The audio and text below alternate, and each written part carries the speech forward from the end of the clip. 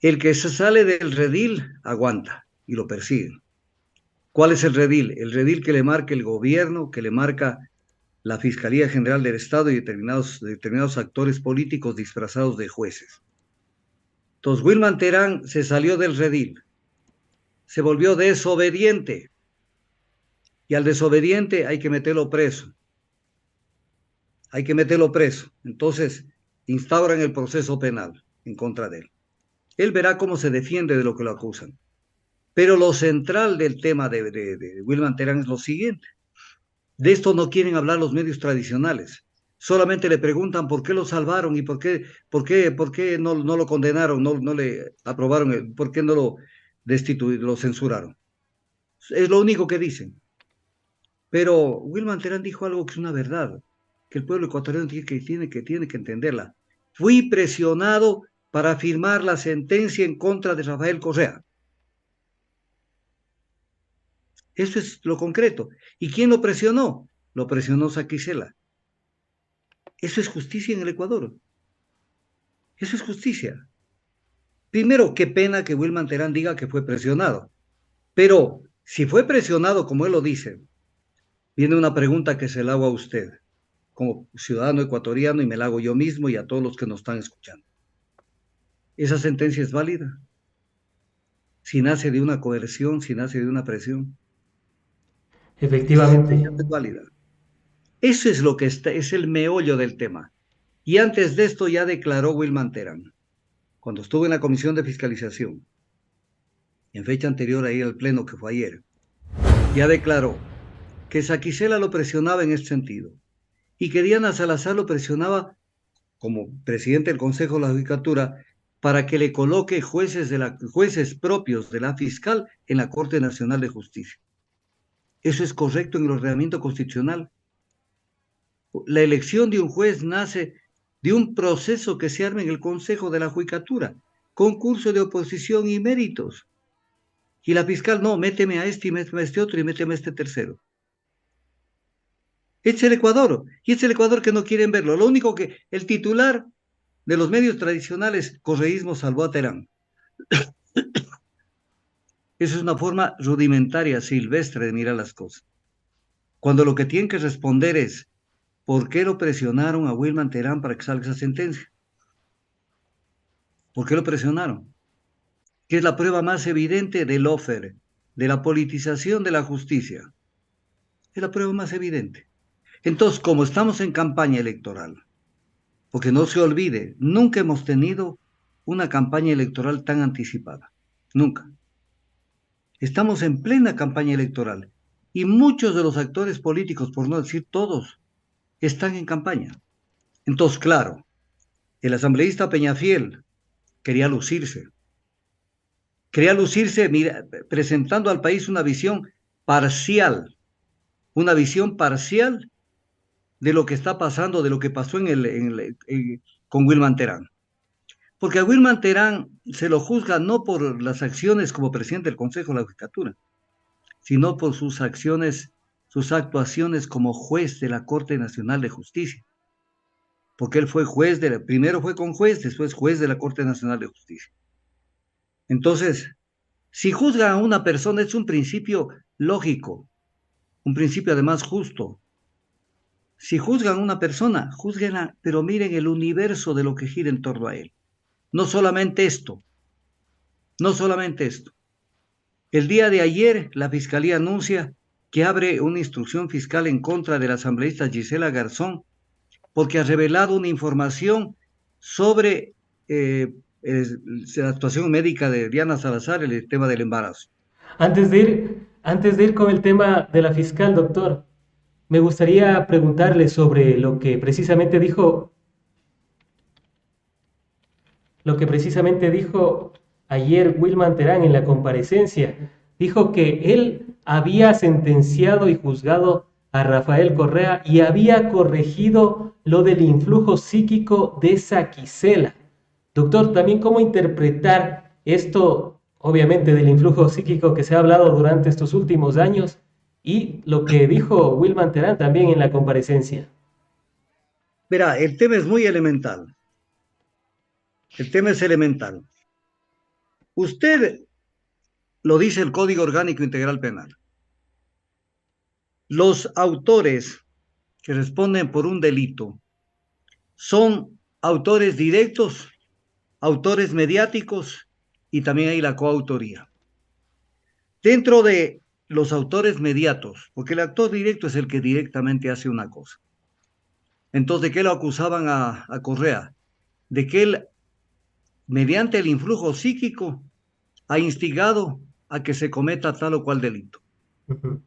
¿Qué es lo que dice el artículo 42 del Código Orgánico Integral Penal? Que la autoría mediata, que es la que lo acusaron a Correa, de eso lo acusaron, es en contra de los que instiguen o aconsejen a otra persona para que cometa un delito.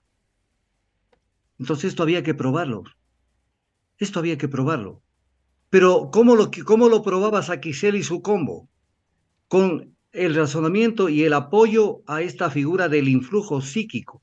Pero el influjo psíquico, mire el tema, el influjo psíquico, ¿cómo usted lo puede probar? Tiene que probarlo. O sea, en el caso concreto del caso Sobornos respecto de Correa, tenían que decir, usted instigó de esta manera y aconsejó de esta manera, con pruebas. La prueba es la madre del derecho penal, pero Y no con el influjo psíquico. ¿Qué es el influjo psíquico? Amenicemos el tema. para ponerle también un poquito de sazón para quienes nos están viendo, lo que son millennials y centennials, es esa capacidad que tiene Charles Xavier de los X-Men para influir en las demás personas y hacer que actúen como robots, por ejemplo. Y doctor, anclándole a eso, yo vi que uno de los últimos casos que se había sentenciado por influjo psíquico, porque alguna vez en la historia sí se sentenció por influjo psíquico a un adulto, fue hace más de 100 años. O sea, doctor, nos regresaron 100 años atrás en la justicia en el Ecuador. Pero además, independientemente que ha sido hace 100 años o hace un día, la justicia penal, el sistema penal es fundamentalmente objetivo, no es subjetivo. Ujú. Porque si fuera por subjetividades, imagínese a lo que podría llegar un proceso penal respecto de los derechos de las personas. Claro. Entonces, subjetivo, o sea, influjo psíquico. ¿Qué es el influjo psíquico? Te miré mal, te hice un guiño de ojo. Pruébame, pues. Pruébame. Me mandaste un chat, me mandaste un memorándum, conversaste por último conmigo. Claro. Ya, entonces, ¿qué tenía que decir la persona que se vendió para esta farsa, para este sainete? Tenía que decir, el día tal, el presidente Correa me dijo que haga esto. Ya, eso ya es un testimonio, que además tiene que ser, mire usted, porque no es tan fácil en el derecho penal. Cuando una sola persona da un testimonio, esto tiene que ser contrastado de la teoría del delito y dentro de las circunstancias del cometimiento del delito con otras pruebas. Porque usted no puede basarse solamente en una persona que dijo, fulano me dijo. Por eso dice la doctrina del derecho penal, los indicios, porque todos son indicios que lo llevan después a tener elementos de convicción y después pruebas. Los indicios tienen que ser varios, no uno, varios, unívocos, que conducen a lo mismo, directos, relacionados. Entonces, influjo psíquico, ¿dónde está? ¿Cómo lo prueban el influjo psíquico? ¿Cómo lo prueban? Hay una Lo- cosa que hay que los tener únicos cuidado con esto. casos, los únicos casos que se ha visto que se puede influir de esa manera, doctor, es en menores de edad, porque digamos un adulto que le influya a un menor de edad, por ejemplo, para delinquir o para que vaya a mendigar en la calle, eso sí está penado actualmente, pero ¿cómo se puede explicar que a un adulto se le puede influir de esa manera? No, no, mi amigo, no está claro en el tema. Aunque sea respecto de un menor, usted tiene que probar que usted ha influido en la conducta de esa persona. Totalmente, Porque si no, o sea, hay que descartar el concepto del influjo psíquico, porque el influjo psíquico es subjetivo. totalmente. Porque si no, verá, te voy a llevar a este razonamiento. Toda persona que jerárquicamente es superior a otra, llámese en el ámbito familiar, como usted pone el ejemplo, llámese en el plano institucional, burocrático, como es el caso del jefe al subalterno. Entonces, con el solo hecho de que yo soy el superior y el subalterno hace alguna trastada, yo soy responsable, porque hacia allá van. Porque como no prueban que el superior jerárquicamente le dijo al inferior jerárquicamente, haz esto, o incidió en algo, lo aconsejó, lo instigó, influjo psíquico, pruébame. O sea, con el concepto psíquico se puede manipular y manosear la justicia de mil y un maneras. Totalmente. ¿En cuántos casos se podría decir es que lo que pasa es que el presidente o el jefe, puede ser un ministro respecto de un viceministro, puede ser lo que sea respecto de un subalterno? Entonces, esto se lo inventaron, pero aparte de lo que dice de Wilman Terán, hay el concepto que es este, que él dice, fui presionado. O sea, una sentencia que es producto de una presión y de una coacción en cualquier parte del mundo, en Tangañica, en el Congo, en Mozambique, en Francia, en cualquier parte es nula. Ahora, no sé qué harán los abogados de Correa, pues porque las declaraciones de Wilman Terán tiran al traste la sentencia Son lapidarias. y provocan la revisión automática de la sentencia. Entonces, ¿qué era lo que siempre han cuidado? Que esa sentencia se vuelva escrita en piedra. Porque aquí hay persecución. Hablemos de un tema. Mire usted, somos el Ecuador en América Latina. Ubíquese, por favor, en América Latina. ¿En qué país tenemos tantos expresidentes jugados? ¿En qué país? Dígame un país donde tengan tanta gente fugada. Ministros, presidentes. En este caso, ¿en qué país está preso un presidente del Consejo de la Judicatura, que es el órgano de gobierno de la justicia? ¿En qué país? ¿En Argentina? Solo en Ecuador. ¿En Chile? Solo en Ecuador. ¿En Bolivia? ¿En México? Solo en ¿En dónde Ecuador. hay? Entonces, esto es, el Ecuador vive una suerte de carnicería, en donde todo lo político se resuelve en las cortes, las diferencias políticas. Este es el Ecuador, este es el Ecuador. Entonces, usted no va a ver eso, mire, pudieron haber tenido la bronca que tuvieron con la señora Kirchner en Argentina. Está presa la señora Kirchner. Los ministros de Néstor Kirchner y su esposa están presos. Ujú. Entonces, ¿de qué están hablando?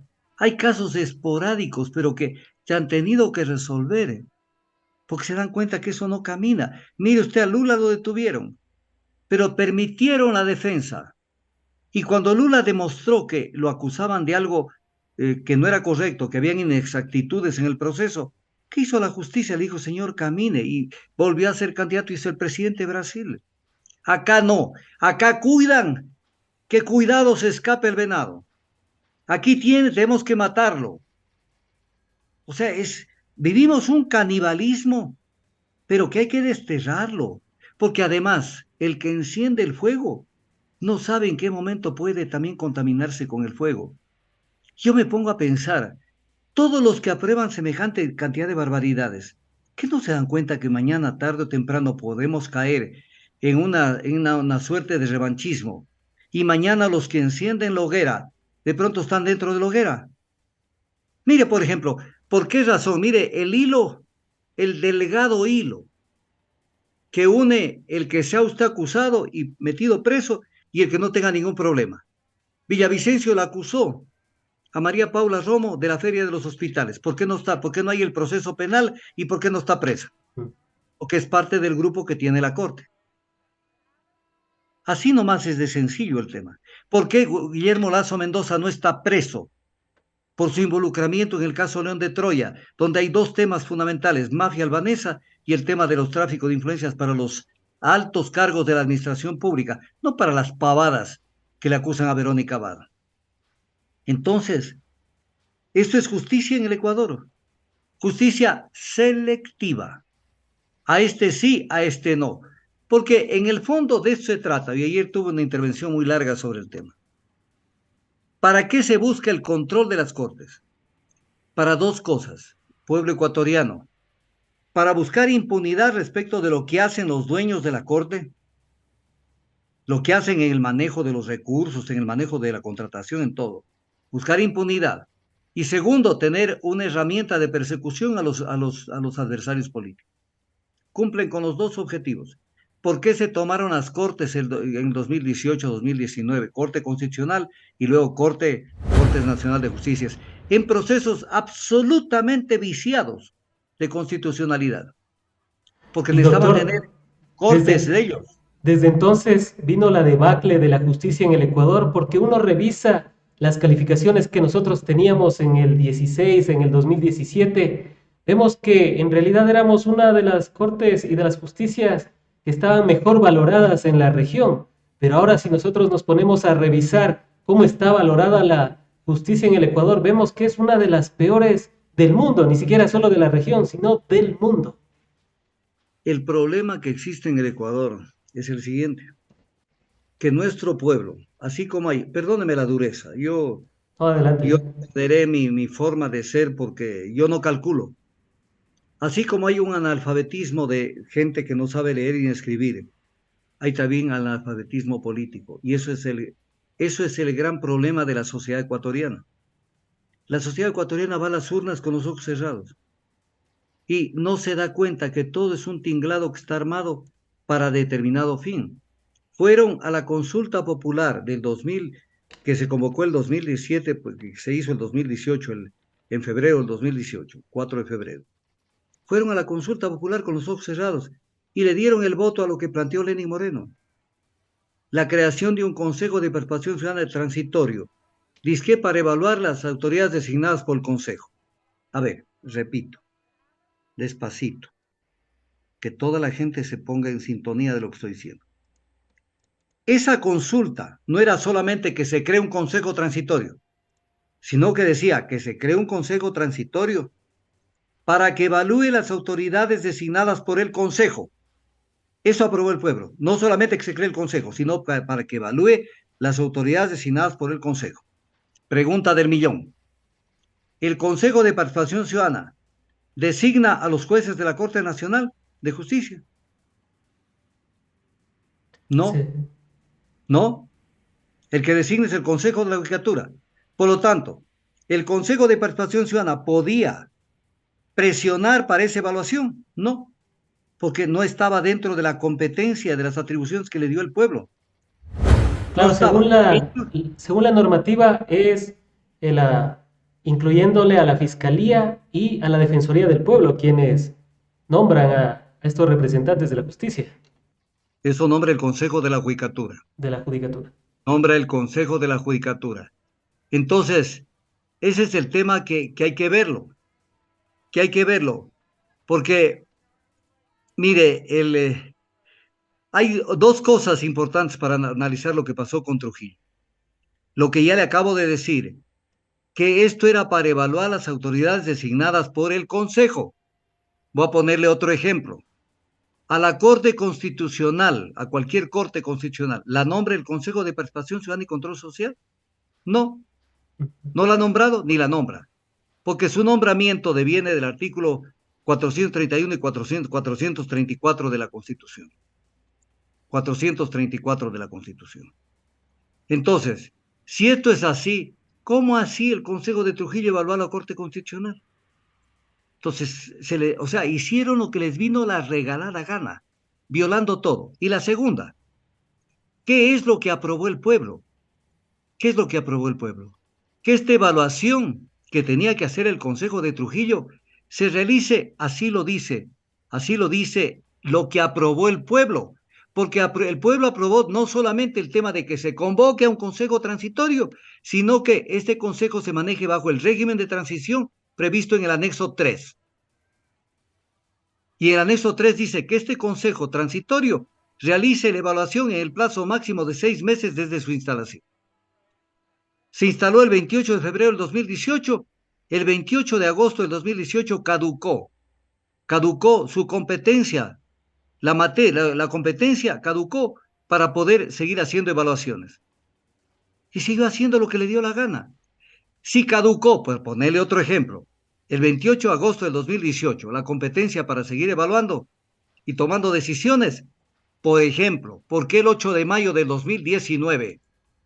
8 de mayo del 2019, que son 9 meses después, ratifican a Pablo Celi como Contralor, además violando lo que dice el artículo 33 de la Ley Orgánica de la Contraloría General del Estado.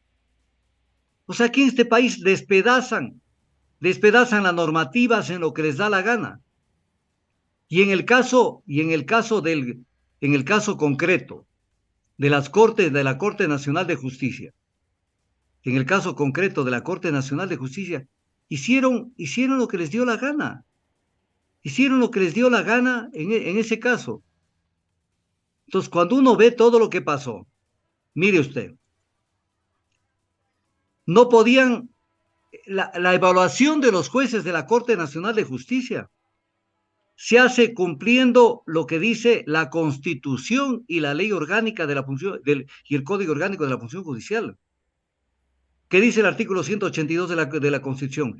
La Corte Nacional de Justicia será integrada por jueces y juezas en el número de 21 y se renovarán por tercios cada 3 años. ¿Qué quiere decir? Que cada 3 años se van 7 y entran 7 nuevos. Esto es lo que tienen que hacer cada 3 años. Se mandaron presionados por Trujillo en la misma resolución del 23 de enero del 2019, mucho después de que ya no tuvieron competencia y el Consejo Transitorio, se mandaron la evaluación de todos los jueces. ¿Qué pasó con esta evaluación de todos los jueces, mi querido amigo?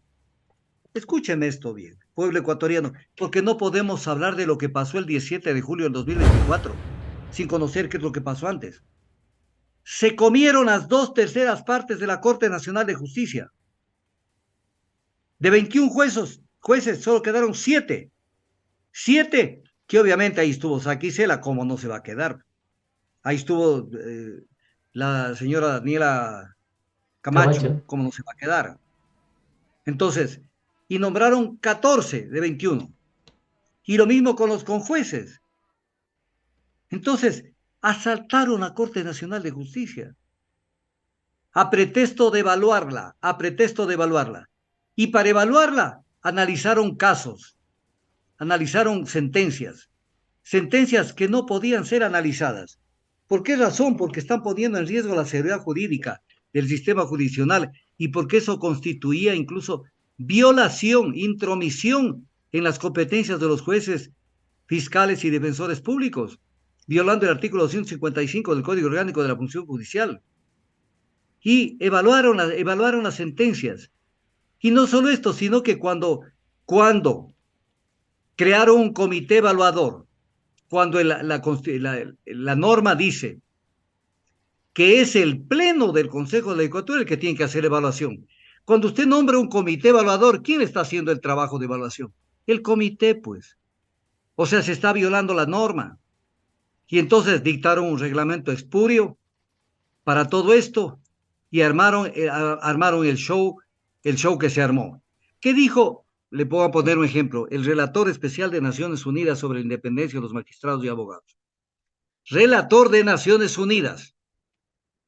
Dijo el 18 de septiembre del 2019 en una carta que le envía al ministro de Relaciones Exteriores, José Valencia, que el proceso de evaluación de los jueces, de los que están ahora en la Corte, no se ajusta a estándares internacionales y mencionó la falta de imparcialidad de los evaluadores y de los miembros de los comités y la posible violación de la garantía de inamovilidad y la afectación a la independencia judicial. ¿Qué dijo la Corte Constitucional? Porque ya no tenía qué hacer cuando le presentaron la acción de inconstitucionalidad respecto de la destitución de los jueces de la Corte Nacional de Justicia y el nombramiento de los nuevos. Digo que el proceso de evaluación no se enmarcó en el término fijado constitucionalmente, que es lo que le acabo de decir, que es cada 3 años, y que se evidencia una vulneración a la seguridad jurídica de los evaluados. Correcto, perfecto, pero cacarea, pero pone un huevo diferente. Cuando dice que la Corte Constitucional ordenaba que se dispone la reparación, o sea, la indemnización a los jueces que han sido vulnerados sus derechos, o sea, que el Estado, de la plata suya y mía, les pague por haberlos votado, pero que no pueden ser reintegrados a sus cargos debido a que existen situaciones jurídicas consolidadas. O sea, que le pague el Estado, que le pague usted, que le pague yo, que le pague Juan Piguabi y María Pilataxi, pero que no pueden volver al cargo, porque ya los cargos están feriados, ya los cargos están entregados al poder político. Entonces, no puede volver una persona al cargo. Pero ¿qué es lo que pasa? Mire usted este caso tan hermoso. Esto era los pocos días de lo que los defenestraron a los jueces de la Corte Nacional de Justicia. Un año, menos de un año. El actual presidente encargado de la Corte Nacional de Justicia los reintegraron luego de que fue destituido por una cantidad de anormalidades en el caso CP. Luego que fue destituido, los reintegraron 6 años después.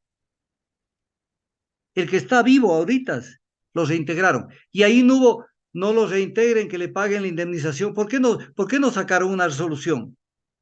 Que en el sentido de que el Estado le indemnice por haberlo sacado si consideraban que no fue bien, no estuvo debidamente sustentada su destitución, que le pague el Estado la indemnización y usted no puede volver al cargo. Ah, no, ahí sí pudo volver al cargo y es el actual presidente del Consejo de la Judicatura. O sea, es el Ecuador que hay que hablarle así para que la gente entienda lo que sucede, para que entienda que es un botín que se lo ferían todos los días y que le hacen circo para hacerle creer que están trabajando para el bienestar del país. Un país roto, económica, social y políticamente. Entonces, viene el juicio a Terán. Los asambleístas de la Revolución Ciudadana 47 se abstienen. O sea, no votan ni a favor ni en contra. Se abstienen. Y no logran los votos suficientes, con las 2/3 partes, para destituirlo a Terán. Porque la destitución de Terán no buscaba otra cosa que un botín político para exhibirlo en la campaña electoral. Este señor Peñafiel, para decirle a la gente, miren cómo defendemos al país. Pero hablando del señor Peñafiel, qué pena no haberle mandado el video, porque lo tengo y no sé cómo mandárselo este rato. Qué pena no mandarle. Él, en una intervención de hace 2 días en un medio de comunicación tradicional, no recuerdo si fue Teleamazonas o Ecuavisa, dice lo siguiente: Glass está bien preso, y lo que hizo el gobierno de Noboa al irrumpir, al asaltar la embajada de México en el Ecuador, fue un acto bien hecho. Es el interpelante de Wilman Terán. O sea, un tipo que cree que ese acto de barbarie que fue el asalto a la embajada, y además un acto cobarde, porque están asaltando una embajada donde no está dentro de la embajada un ejército. Claro. Porque imagínese usted mentalmente, imagínese si dentro de la embajada pudiera caber el ejército mexicano. A ver si el Ecuador se atreve a asaltar la embajada. A asaltar una embajada donde no había nada. Y la Y eso forma en mereció. cómo ingresaron y amedrentaron al embajador encargado. Claro, Y a duras entonces, penas me parece mire, que había unos 2 o 3 guardias en una embajada, porque, un acto cobarde, pero además vergonzoso para nosotros frente a la comunidad internacional, porque no ha habido un país, ni siquiera Estados Unidos estuvo de acuerdo con esto, siendo que Estados Unidos es el mentor de Noboa. incluso Estados Entonces, y Unidos de esto, respetó los derechos de Julian Assange, por ejemplo, cuando estuvo en la embajada ecuatoriana en Londres. Ni siquiera Estados Unidos se atrevió a hacer algo por el estilo. pero el tema de Assange es otro tema. Claro, El tema de pero, Assange es otro acto de vergüenza ecuatoriana que nos retrató ante el mundo lo que somos. claro. Ecuatorianos, me da pena decirles, el Ecuador no es más que eso. El ecuatoriano tiene una confusión mental y cree que nosotros somos un país respetable. No, nosotros somos la última rueda del coche en el mundo. Haber hecho lo que se hizo con Assange, porque él estaba en calidad de asilado, siendo que incluso era ecuatoriano, y haber abierto la puerta para que entre el Scotland Yard y se lo lleve, es un acto bajo. Porque que me entiendan lo que debía haber hecho el Ecuador. Vamos a partir de un supuesto que el nuevo gobierno consideraba que no debía ser asilado a Assange. Ya, partamos. Eso se dio. ¿Qué tenía que hacer el gobierno? decirle al señor Assange, no lo puedo seguir manteniendo, porque me estoy metiendo en un lío, no quiero saber de este problema. Correa le dio el asilo, yo ya no le quiero dar el asilo. Y ahí viene la propuesta. Búsquese otro país que sea a cargo de usted. O sea, ¿qué tenía que haber hecho Assange? Hablar con no sé qué país de la órbita occidental, muy pocos, porque todos están alineados con Estados Unidos, el Reino Unido y la Gran Bretaña. Pero por ahí buscar algún país que le pueda decir, yo me hago cargo de Assange. Y Un país que otorgarle el tenga, salvoconducto para que pueda claro, trasladarse. eso tenía que el Reino Unido darle el salvoconducto, entonces comparecía otro país ante el Reino Unido y la Gran Bretaña. Comparecía, vamos a poner un ejemplo, es un ejemplo nada más, que Costa Rica decía, yo me hago cargo de Assange. Costa Rica, la embajada de Costa Rica en el Reino Unido decía, señores gobierno, me quiero hacer cargo de Assange porque ha decidido el señor que quiere salir de la embajada o el gobierno del Ecuador no quiere seguirlo teniendo, yo me hago cargo. Pero le daban el chance a Assange que busque un país, pues, pero no que abran la puerta y llévenselo, pues. Le gustaría, voy a ponerle el ejemplo para que me entiendan. Lenin Moreno debería estar preso porque él se le comprobó que él se llevó dineros de la corrupción del caso Sinohydro Corporation. Eso está demostrado con la Sí. plata que llevaron de Recorsa. Él debería estar preso. Pero ahorita la fiscal le Afuera. quitó la prisión preventiva, doctor. Claro, pues porque son parte del grupo. Si Lenin Moreno la nombró, porque eso es lo que dijo Juan Sebastián Roldán, Sí. si la nombró, ¿cómo ella lo va a perseguir a él? Pero partamos de un supuesto, que mañana cambian la gente en el Ecuador en la justicia y le vuelven a dictar una orden de prisión y piden la extradición de él. ¿Qué va a hacer? A ver, le pido que razone. Si mañana se vira la tortilla y hay un orden de prisión contra Lenin Moreno y un pedido de extradición, ¿qué va a hacer Lenin Moreno? Claro, va a pedir un asilo político en algún Ah, país. ya, perfecto, Normal. perfecto. Va a pedir un asilo político. Y si un país le dé el asilo político, pongamos un ejemplo, que le dé un país X, y mañana ese Argentina. país, Argentina le dé el asilo político, ya. Entonces le da la embajada de Argentina en Paraguay, donde está, le dé el asilo diplomático, luego se lo llevan a Argentina para el asilo territorial y está en Argentina. Vienen elecciones en Argentina. Sale Milei y entra gente del partido de la Kirchner. Y esa gente sencillamente lo tienen allá. Y acá también se cambia el gobierno. Y entonces sucede que mañana le abren la puerta de la embajada, si estaría en la embajada, y le dicen, llévenselo al señor Lenin Moreno, si está asilado en la embajada de Argentina en Paraguay, por ejemplo. Y le dice el embajador de Argentina en Paraguay, señores, llévenselo nomás a Moreno y mándenlo al Ecuador. O vean qué hacen con él. Esto le puede pasar a Lenin Moreno. Pero La bueno, salvajada que hizo. la diferencia es que si hay diplomáticos de altura tanto en los Kirchner como en el correísmo. O sea, no creo que llegarían a ese nivel de barbarie, pero obviamente el ejemplo en un supuesto no consentido podría ser el caso. Y doctora, Pero, solo pero para que déjeme la... cuadrar un poquito el tema, verá, para terminarlo al tema, verá. Adelante. Para usted y para la ciudadanía que nos escucha, la detención de Glass fue arbitraria e ilegal. Verá que fue hecha dentro de un recinto diplomático. No fue hecha en la calle, ni en un hotel, ni en una habitación, ni en una residencia. ¿Fue una detención legal o fue una detención ilegal y arbitraria? Doctor, La Corte, según la Corte Nacional de Justicia, dijo que era una detención ilegal y arbitraria. Sin embargo, pocas semanas, quizás meses después, se retractó y dijo que no había sido ilegal y arbitrario. Uno, ¿cómo puede llegar a comprender eso si es que revisa las leyes internacionales? Se da cuenta que a todas luces, e inclusive si revisa la ley ecuatoriana y la Constitución, ve que eso fue una detención ilegal y arbitraria, porque en la Constitución precisamente dice que no se puede realizar ese tipo de acciones en una sede diplomática, en un suelo soberano. O sea, es un México chiquito al que Ecuador prácticamente invadió. es la Convención de Viena sobre Relaciones Diplomáticas, que es parte de nuestro ordenamiento jurídico. Entonces, si la Corte Nacional de Justicia, de los actuales, de los santos que están en la Corte Nacional de Justicia. Consideró que no fue ilegal ni arbitraria la detención de Glass. Vea, no hay para qué seguir conversando sobre los temas. Porque si llegan a decir semejante barbaridad, que penetrar a una embajada, un recinto diplomático, donde se ejerce soberanía, y lo retiran de ahí ilegal y arbitrariamente, que eso no fue ni ilegal ni arbitrario, ¿dónde está la justicia ecuatoriana?